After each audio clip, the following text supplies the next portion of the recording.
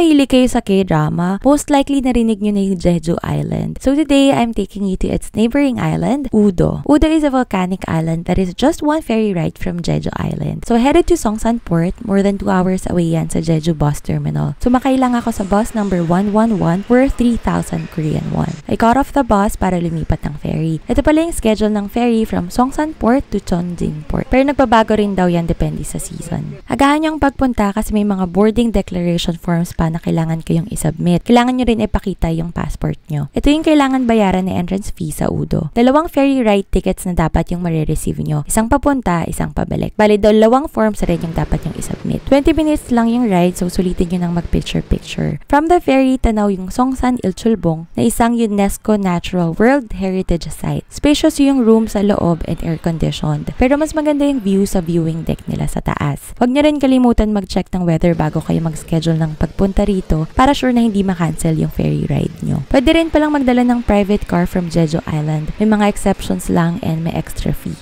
Pagdating sa Chongjin Port, nasa bungad na yung mga electric cars na pwedeng i-rent for a day. Sobrang daming choices dito and ang cute rin ng mga electric cars. I rented an electric car for 40,000 Korean won. Take note lang na kailangan nyo ng international driver's permit para dito. If you wanna get one, na-share ko na yung info about international driver's permit before. Just check the link in our bio. Hindi advisable maglakad-lakad dito kasi masyadong malaki yung island. Mainit rin lalo na kapag summer. Pwede kayo mag-electric bike or mag-bus kung wala kayong international driver's permit. Although kapag bus, syempre may schedule lang yan, kaya minsan matagal yung waiting time. Every 30 minutes daw dumadaan yung bus. Kung gusto niyo naman ng hassle-free na trip, pwede rin kayong mag-book ng tours via Klook para hindi na kayo mahirapan mag-plan. You may use my codes para meron kayong additional discounts. Ito yung nirent ko para makalibot sa island. Madali lang rin siyang i-operate, tas tuturuan rin naman kayo ng staff. Paikot lang naman yung kalye sa island, so hindi naman kayo maliligaw. Kakao Maps pala yung ginamit kong app for navigation. My first stop was Udorang Cafe para sa peanut drink nila. Sikat kasi yung peanuts dito sa island na to. Tinry ko rin yung choco ball nila. Marami silang seats, both indoor and outdoor. Tapos, nagpahinga lang ako ng konti dito. Nag-drive ulit ako sa island, sinundan ko lang yung road. Tapos, nag-stop over lang ako every time may gusto akong picturean tulad nitong mga to.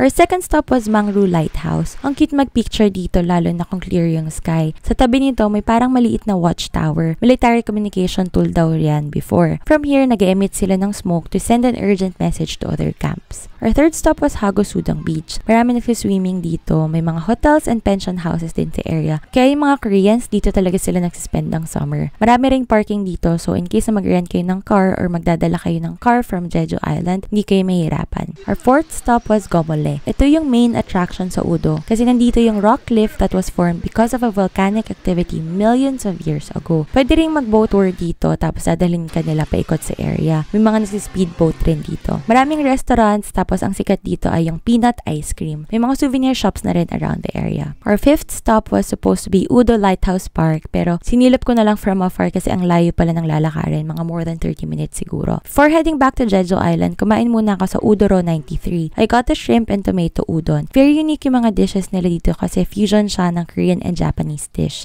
Medyo nasa gitnang area lang siya ng island kaya kailangan nyo talaga ng transport to get here. I started my trip around the island noong 8 a.m. tapos pabalik na ako sa Jeju Island by 4 p.m. So there you go. Enjoy Korea. If you wanna see more of our Korea travels, check out the link in our bio.